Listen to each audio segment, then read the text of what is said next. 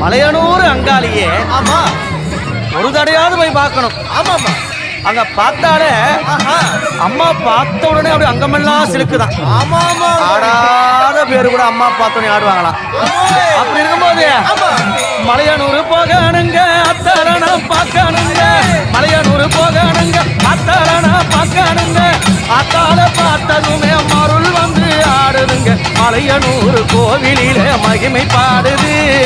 மலையனூர் கோவிலிலே மகிமை பாடுது. உடுக்க ஒலி கேட்டதுமே உலகம் ஆடுது. நம்ம உடுக்க ஒலி கேட்டதுமே உலகம் ஆடுது.